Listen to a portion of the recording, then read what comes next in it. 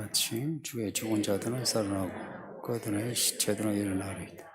뒷거리에 누운 자들아 너희는 깨어 노래하라. 주의 이스라엘 빛나 있으리니 땅의 죽은 자들을 내놓으리로다. 아멘. 세상에는 두 부류가 있습니다. 그 하나님 사람이 있고 그렇지 않은 사람. 성경은 이렇게 확실히 갈라놓습니다. 그래서 많은 사람들이 성경을 불편해합니다. 그렇게 이제 갈라놓는데 좋은 쪽에 구원을 받고 복 있는 사람 쪽에 속한다 싶으면 기분 좋은데 정직하게 생각해서 그렇지 않은 거죠. 그래서 성경을 불편해합니다.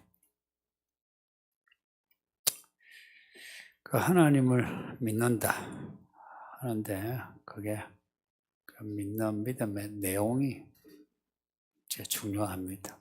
그냥 말로 믿습니다 해서 믿는 게 아니고 그 구약도 그 보면 이스라엘이 하나님을 믿는다 했죠. 예배를 드리죠. 절기 지키죠. 법 지키죠. 엄하게 지켰는데도 야단 많이 맞았어요. 왜냐?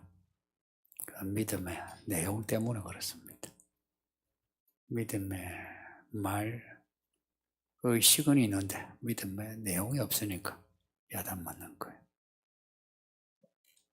그러니까 우리도 교회만 잘 다니면 구원받는다 이렇게 생각하는 사람이 적지 않은데 그렇지 않다는 겁니다.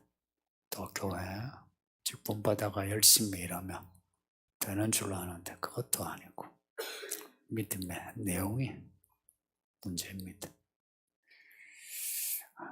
이스라엘이 하나님께 야단맞아 나라도 빼앗기고 땅도 빼앗기고 고생한 것이죠. 똑같이 신약에도 그 베드로서 보면 하나님의 집에서부터 심판이 시작된답니다. 그 요한계시록에 그 마지막 때의 일들이 하나님의 집, 교회죠. 교회부터 하나님이 치신다. 예배를 못 드리게 하고 또 가정과 직장에서 믿음 생활을 못하도록 압박하는 겁니다. 그렇게 교회를 압박하고 그리고 거기에서 이제 정금 같은 그런 사람은 딱 하나님이 인을 치셔 구원하시고 큰 환난을 면하게 하시는 겁니다. 그렇지 못한 사람은 남아가지고 큰 환난을 겪는데 못 견뎌요. 순교하면 되지 않은데 아이고 순교를 가볍게 생각하는 사람 많아요. 지금 말도 한마디 몸도 돈도 순교 못하면서 나중에 목숨을 걸고 순교한대요. 거짓말입니다. 저는 순교할 자신이 없는 것 같아요. 생각해 보세요. 손톱 발톱을 다 빼고 손가락 자르고 그걸 어떻게 견디겠습니까? 못할 것 같아요. 그러니 예수님이 오시면 올라가는 겁니다. 남겨지면 못 견뎌요. 하나님을 믿는 것. 그 믿음이 어떤 그 믿음이냐. 여기에서 의인은 믿음으로 살리라. 그 의인이 나오고 의인이 아닌 악인이 나오는 겁니다. 이렇게 성경은 의인과 악인을 대비해서 말씀하니까 우리도 그런 틀을 받아들입시다. 저와 같은 좀 이렇게 약간 합리적으로 생각을 하려고 하면 이런 틀이 그렇게 편하지는 않아요. 나는 어디에 속하나? 때로는 자뻑이 되고 때로는 자학이 되고 또 사람에 대해서도 비판할 수도 있고 불편해요.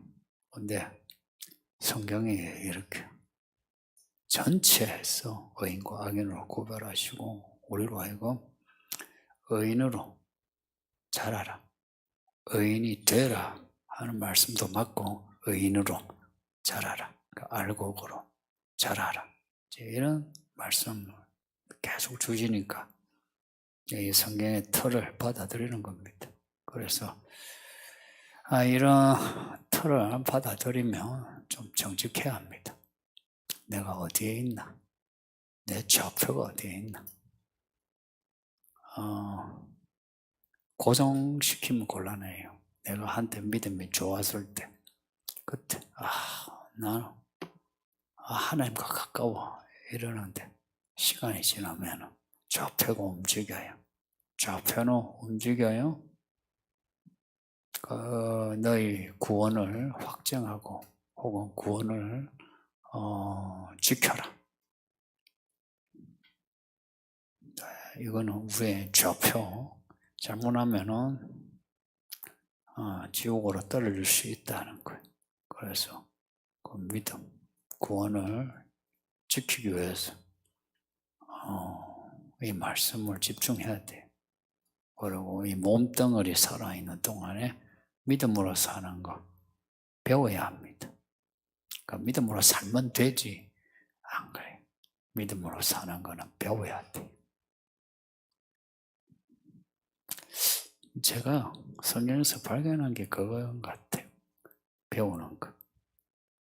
아이나 늙은이나 말씀을 배우는 거, 구원을 배우는 거, 믿음을 배우는 거, 경건을 배우는 거, 거룩을 배우는 거, 기도를 배우는 거, 성경을 이렇게 배우는 거, 배우는 거, 배우는 거, 배우는 거, 배우는 거. 배우지 않고서는 믿음이 자라기는커녕 유지가 힘들어요. 왜냐? 세상이 변화되고 있어요. 더 악해지는데 어떻게 내가 자라지 않고 믿음을 지키겠어요? 그렇게 안 되지. 그렇게 안 되니까 나도 자라야 하는 거예요. 하나님을 온전히 믿는 믿음을 배우는 겁니다. 오늘 읽은 26장에 이런 온전히 믿는 믿음에 대한 내용이에요. 온전히 믿는 믿음에 대한 내용은 온전하지 않은 믿음의 내용과 대비됩니다. 또 반대로 온전하지 않은 믿음은 온전한 믿음하고 또 대비가 됩니다. 그래서 어느 본문이나 이렇게 양쪽으로 대비되어 있으니까 한쪽은 잘 배우고 한쪽은 저렇게 하면 안 된다 하고 반면교사로 삼아야 돼요. 양쪽을 다 봐야 돼요. 양쪽. 다 배워야 되는 거예요. 앞에 읽었던 그 10절까지 내용도 의인과 악인에 대한 내용인데 그 내용을 보면 의인은 하나님을 의지하는 거예요. 믿음이 뭐냐? 하나님을 의지하는 게 믿음입니다. 믿습니다. 고백하는. 그 고백의 실제가 뭐냐? 하나님을 의지하는. 그 왜 의지하는? 이유는 단순해요. 하나님이 구원자라서. 나를 도우시는 분이라. 그러면 사람에게도 도움을 받을 수 있고, 아니면 내가 가진 돈도 도움이 되고, 할 수 있죠. 그것도 맞는데. 근데 그게 내 영혼을, 내 인생을 구원하지 못하는 거라. 그래서 내 영혼과 관련해서, 내 인생과 관련해서는 하나님을 의지해야 되는 겁니다. 그 외에 작은 문제에서는 사람 찾아가서 아니면 내가 공부를 해서 내가 헤쳐나갈 수 있어요. 그런데 인생의 그 큰 문제에서는 하나님의 도움이 없이는 안 된다. 그래서 하나님을 의지하는데 이 시간이 관건입니다. 시간이. 그냥 믿습니다. 기도 그냥 진하게 한번 하고 끝나면 되는데 이 진하게 했는데도 시간이 걸려요. 그 시간에 이 상황이 급변하잖아요. 그러면 사람들이 다 나자빠지는 거라. 그 시간에 오로지 하나님을 바라보고 말씀을 붙잡고 기다리는 것. 이게 쉽지 않아요. 그 기다림, 갈망, 이게 쉽지가 않아요. 왜냐? 우리 인생은 항상 대안을 항상 가지고 있어요. 그래서 뭐 하나님께 기도가 안 되면 이제 다른 거 하려고 하죠. 그러다 보니까 하나님이 되었다 할 때까지 기도하고 혹은 기다리는 게 쉽지 않아요. 다 거기에서 넘어지는 거라. 그 사울이 넘어진 자리가 뭐냐? 사무엘을 못 기다려서 넘어진 거예요. 여러분도 똑같아. 그 믿음은 하나님을 기다리는 거, 갈망하고 사모하고. 그러니까 오늘 그 앞에 8절부터 우리 영혼이 사모하나이다 말씀한 것처럼 시편을 보면 전부 하나님을 기다리는 내용이에요. 그러니까 인생 고통스러울수록 하나님을 기다리는 겁니다. 그러니까 기다린다는 거. 이게 인생이 늦어지는 것 같죠. 지쳐야 되고. 그러면 돈도 손해보고, 사람도 잃을 수 있고, 그게 다 기회 아닙니까? 그래서 사람들이 좀 기다리다가, 딴 데로 가버리잖아요. 근데 성경이 이 이야기가, 그 이야기 결론이 다 나와 있는 이야기예요, 성경은. 결론이 나와 있는 이야기예요, 성경은. 결론이 나온 거 보면 믿음이 첩경을 만들어요. 첩경은 지름길입니다. 믿음으로 살며 인생 첩경입니다. 저도 많이 늦은 것 같은데. 근데 아직 끝이 아니다, 여기. 아직 끝이 아니기에 저도 지금 하나님을 기다립니다. 진짜 많이 기다려요. 제가 은근히 욕심이 많은데 그걸 접고 기다리려니 언제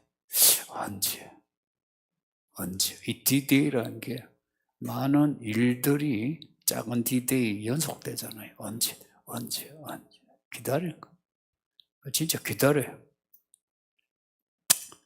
여러분이 뭐라 해도 저는 기다릴 마음이 있어요.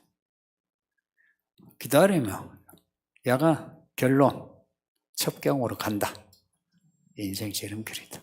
믿어요. 그 인생 행복이라든지 아니면 부요함이라든지 성공이라든지 출세라든지 그걸 마다할 사람 없죠.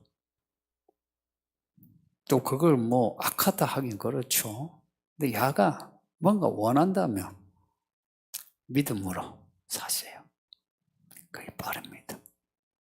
빠를 뿐만 아니고 영원히 견고합니다. 믿음으로 사는 것은 늦은 것 같으나 늦지 않고 없는 것 같으나 없지 않고 결국은 빠르고 높고 다가집니다. 반면 악인은 그렇지 않아요. 이 악의 문제는 좀 제가 자주 이 문제를 언급하는데도 좀 이해가 안 되는 분들이 있거든요. 악은 도둑질하고 욕하고 이런 것만 악이라 하지 않고 하나님을 의지하지 않으면 다 악입니다. 그러니까 믿음으로 가지 않는 것은 다 죄라 그러죠. 그게 악입니다. 그래 악의 범위가 커요. 그러니까 베드로가 하나님의 일을 생각지 않고 사람의 일을 생각했다.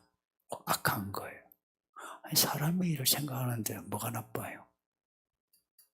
사람이 사람의 일을 생각하지.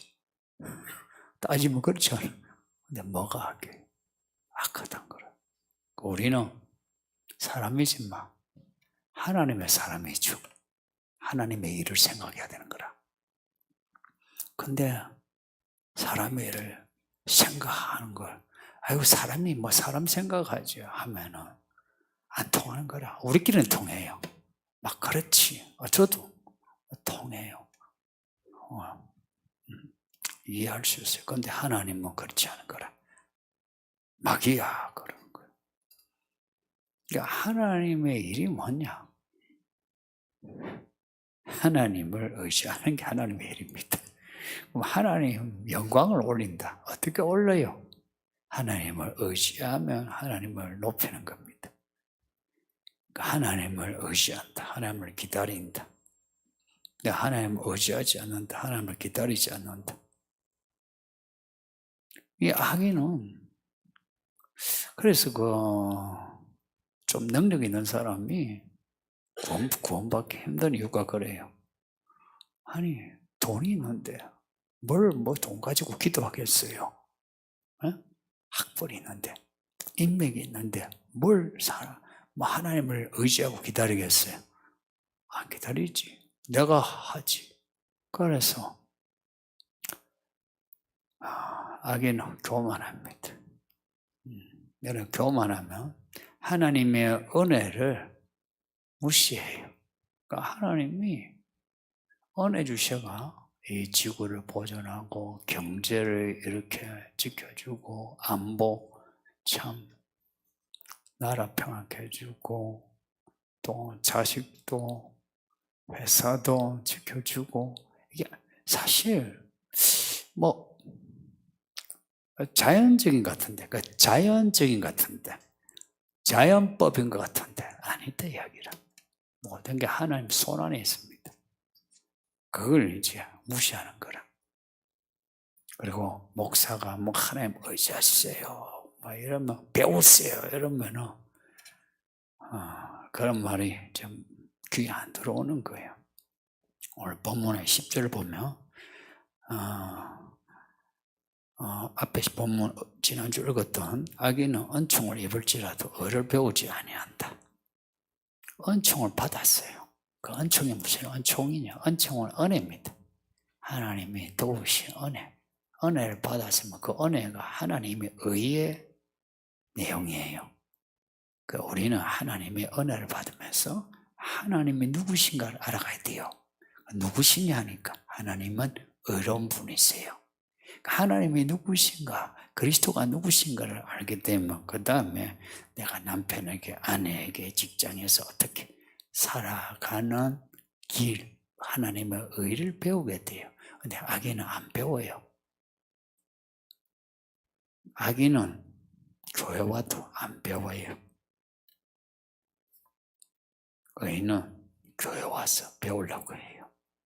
지 아무리 나이가 많고 학벌이 있고 돈을 가져도 상한 심령으로 배우려고 해요. 우리가 아침에 읽고 있는 베드로 후서 앞에 전서도 그래요. 그리스도로 하는 알므로 자라가는 거예요. 말이 아니라 믿음의 덕에 지식의 절제 이렇게 이 믿음의 사닥다리가 있어요. 혹은 믿음의 집이 있어. 이거 지어가는 거라.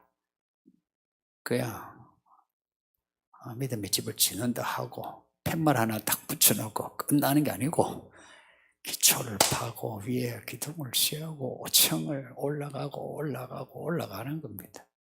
그게 피라미드 그게 아니고 이렇게 파도 저렇게 파도 온전한 새 예루살렘 모습처럼 정방향의 모습으로 그러니까 천국의 모습으로 지어가는 겁니다. 반면에 악인은 그런 게 없어요. 교회 오래 다녀도 변화가 없는 사람은 진짜 고민해야 합니다. 정말 고민해야 합니다. 왜냐? 자기도 모르게 악해지는데 요한계시록 그 뒤에 보면 짐승이 나와요. 짐승. 그게 고유명사로 어떠한 개인을 말할 수도 있어요. 근데 또 전체는 말할 수 있어요. 그 두 정의는 실제로 두 사람의 정의일 수도 있고 두 정의과 같은 교회의 성도들을 의미할 수도 있어요. 그 짐승도 짐승 같은 사람들이 많은 거라. 우리가 베드로후서가 아침에 읽은 말씀처럼 이성 없는 짐승. 악인은 그런 거예요. 자기 욕구, 욕망 혹은 자기의 지식, 신념 이걸 쫓아가니까 말씀이 뭐라고 하는 말씀은 상당히 합리적이고 생산적이거든요. 그러니까 교회 바깥에서 말하는 상식, 합리성하고 다른 차원이에요. 정말 합리적이에요. 그래서 보세요. 성경은 66권이 통일성이 확실해요. 합리적이라 할 때는 그 합리성이라는 거는 통일성이 기초가 돼야 되거든요. 보세요. 앞뒤가 안 맞다. 모순이라 그러죠. 성경은 앞뒤 안 맞는 게 없어요. 성경은 앞뒤가 다 맞아. 모든 게 퍼즐로 맞춰지는 정말 초합리성이라. 근데 짐승은 그렇지가 않아요. 배우질 않아. 그러면서 자기가 가진 걸로 모든 것을 판단할 뿐만 아니라 비방해요. 짐승의 그 7마리에 있는 이름이 신성모독이라 했어요. 신성모독. 그 말은 비방이라는 뜻입니다. 비방이란 단어와 신성모독이란 말 같은 말이에요. 욕하다. 그래서 비방하는. 그 악인은 비방해. 그리고 짐승과 같은 사람은 자뻑이 있고 상대방에 대해서 비방. 처음에는 자기와 비슷한 사람을 비방하다가 점점 교만해지면 자기보다 높은 사람은, 이 높다는 게 지위가 높다는 게 아니고 말씀을 가르치는 하나님의 사람조차 비방해요. 뭐 교회 목사고 장로고 눈에 안 들어와요. 모든 것이 자기가 판단해요. 이러면은 잘한 거는 자기가 잘한 거고 못한 거는 하나님 욕해요. 내가 교회 다녔는데 내가 왜 이렇게 안 되노 그래요. 내가 왜 돈을 못 버노 그래요. 왜 내가 결혼을 못하노. 내 자식이 왜 저렇노 그래. 있죠. 믿음으로 산다는 것은 그때부터 내가 하나님을 의지하여 나의 돈과 건강과 가족과 직장의 문제를 지혜롭게 헤쳐나가는 거예요. 그게 믿음이에요. 근데 하나님의 의를 배우지 않고 지 마음대로 살아놓고 그래서 삶이 엉망인데 하는 말이 뭐 교회 다녔는데 내가 왜 이런다 그래요. 하나님을 겁내지 않아요. 그래서 11절에 주의 손이 높이 들릴지라도 왜 손을 높이 들겠어요? 악인에 대해서 손을 높이 드는 이유가 뭐겠어요? 한 대 치려고. 뭐 하나님이 이렇게 치려고 하면 사람이 때려도 이러잖아요. 근데 하나님이 치려고 하는데도 하나님을 두려워하지 않아요. 지금 일어나는 일들, 사건들 보면 하나님이 치려고 하는 것 같지 않습니까? 저는 좀 그냥 믿음의 기본만 있어도 촉이 올 것 같아요. 하나님이 지금 세상 교회를 치고 세상을 치는 것 같다는 느낌이 들잖아요. 뭐 그걸 설명을 하라면 뭐 왈가불가 말이 많겠지만, 근데 우리 이런 거지. 예수를 믿으면서 성령한테 감동 같은 게 있잖아요. 촉이 있잖아. 촉. 우리가 하는 말은 지금 하나님이 치려고 하는데, 근데 하나님을 두려워하지 않는 거예요. 그 요한계시록 보면은 그 많은 사람이 죽어가는 재앙인데도 회개하지 않더라. 그러면서 뭐 점도 보고 엄난하고 그런 거예요. 이런 사람을 하나님이 그냥 두시겠나? 치고 완전히 쳐버리신다는 게 성경의 약속입니다.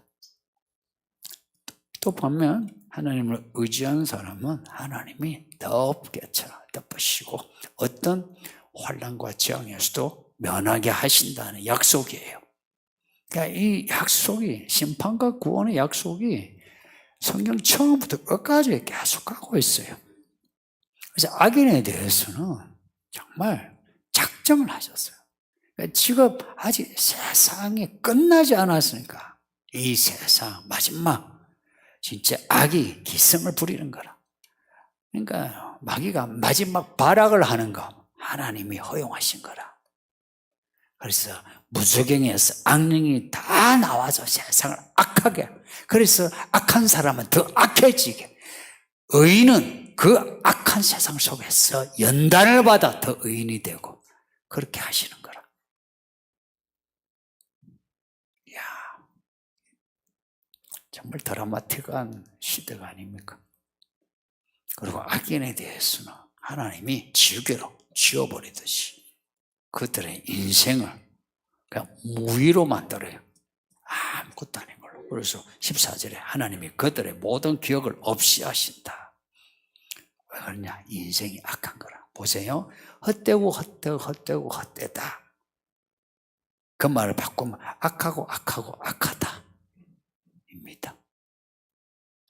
헛되기 악하고 악하기 헛됩니다.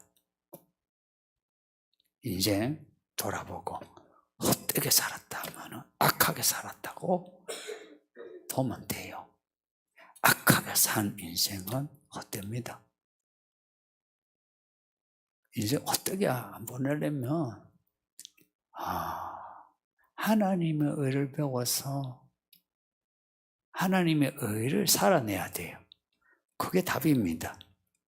근데 이 악한 사람들은 하나님에 대해서 이렇게 삿대질 하니까 하나님의 그 손을 재어버리고 그 입을 재어버리고 그 존재를 재어버리는 거예요. 그 영혼과 육체를 하나님의 구원해서 지워버려 생명책에 지우신 것처럼 이들을 지워버린다는 겁니다. 어떤 분은 이제 이 14절을 가지고 영혼 멸절설, 지옥 멸절설 이렇게 이야기한다. 그건 참 허접한 해석이에요. 얘는 영혼을 멸절한다. 그러니까 없이 하신 데가 이들을 지워가요. 그러니까 사람이 죽으면 그 영혼 존재 자체도 그냥 없애버린다 이게 아니고 그들이 그렇게 떵떵거리며 살았던 영웅들 아무것도 아니다. 하나님이 기억조차 안 하신다. 이런 거예요. 심판대에서 이런 겁니다. 하나님이 우리를 사실 다 아세요. 근데 어떤 사람은 난 저 사람 모릅니다. 그러실걸요? 그러면 어찌 됩니까? 그 인생이야 무의 아무것도 아닌 거예요. 근데 어떤 사람은 아버지 하나님 저는 이 사람 압니다 하면 어찌 돼요? 이 기억에서 없앤다는 건 그런 겁니다. 하나님이 인정하지 않는 의인은 하나님이 인정하는 이런 내용은 성경에 거미줄처럼 촘촘하게 이런 메시지가 있어요. 뭘 잘했어? 우리가 의인이 되고 이건 아니죠. 오늘 본문 말씀처럼 벌을 받아 환난 가운데 있을 때라도 하나님을 찾는 게 의인입니다. 그러니까 성도님들 뭘 잘해가지고 하나님께 하나님 내가 좀 잘해가 교회 위해서 하죠. 그 사람은 진짜 믿음을 몰라. 믿음의 믿자도 몰라. 아니요. 언제 하나님을 찾냐? 인생 환난 가운데 찾는 거예요. 잘 되고 있으면 하나님 안 찾아요. 여러분도 보세요. 그냥 인생이 이제 안전지대에 왔다 하는 분은 기도를 못해요. 근데 인생이 이거 위기다 하는 사람이 하나님께 나와 하나님 이름을 부르죠.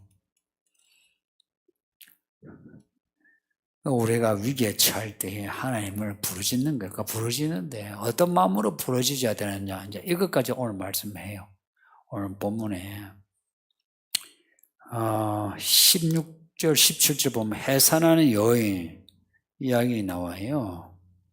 17절에 보면은 잉태한 여인의 상기가 임박하여 상고를 겪으며 부르짖음같이 부르짖는데요. 11절에 여호와, 12절에 여호와, 13절에 여호와, 15절에 여호와 계속 여호와 하고 부르짖는데 어떤 태도로 부르짖냐에서 17절에서 결정적으로 해산을 앞둔 여자가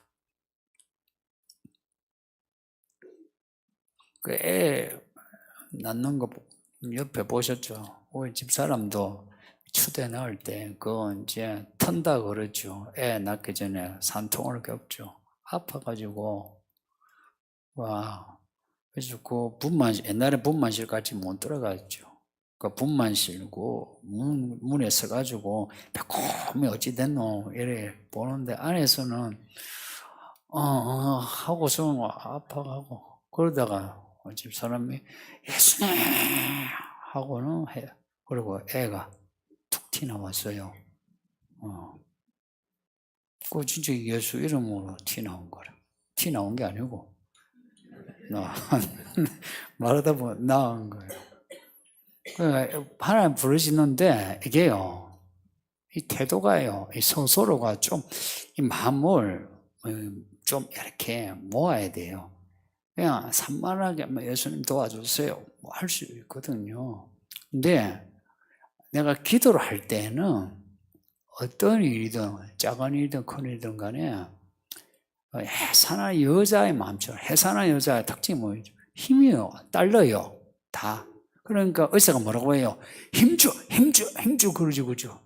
그리고 호흡 그러죠. 호흡 하고 힘줘, 힘줘. 그러니까 하나님 우리를 도우시는데 우리가 내 힘으로는 낫지 못한다는 거 인정해야 돼요. 첫째, 하나님이 힘을 주어야 낫는다. 애는 내가 힘주면 나을 수 있어요. 근데 믿음의 회사는 내 힘으로 안 돼요. 하나님 힘을 줘야 내가 나을 수 있다 생각하고 하나님 힘 줘서 하는 거라. 그렇게 낳아야 돼요. 또 그렇게 낳았어요. 이제 낳았는데요. 낳고 나니 18절 보세요. 상고를 당하였을지라도 바람을 낳은 것 같았어. 낳았는데 애가 아니고 바람이라. 이 표현이 기가 막히지 않습니까? 낳았으면 옥동자가 나와가지고 잘하고 이게 집안의 구원 아니에요. 그죠? 근데 낳았는데 바람이라. 그래서 구원을 베풀지 못하고 구원을 맛보지 못한 거예요. 우리가 하나님의 은혜로 낳았어요. 작게는 교회에 출석하는 것에서 세례 받는 거, 혹은 술과 담배 끊는 거, 혹은 음란한 거 끊는 거, 그리고 기도해가지고 취업하는 거, 결혼하는 거 낳았어요. 그러면 이 낳은 거, 이걸 잘 키워야 되죠. 잘 키우는 게 구원이에요. 이 의미를 좀 생각해 보세요. 하나님의 은혜로 내가 낳은 그 일, 그것을 잘 키우는 게 구원을 지키고 믿음이 자라는 거예요. 근데 낳았는데 하나님의 은혜를 받았어요. 낳았어, 그래. 근데 그게 바람이 돼버린 거라. 나의 불신앙이, 나의 자만이, 교만이. 하나님이 주신 게 많지 않아요?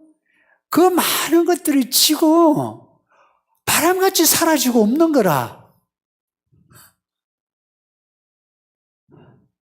그것이 남아가지고 퍼즐처럼 맞춰져가지고 나의 이 믿음의 그림이 완성되어 가야 되는데 하나님이 주신 그 은혜들은 많은데 그게 그 많은 은혜들이 내게 구원이 되지 못한 거라.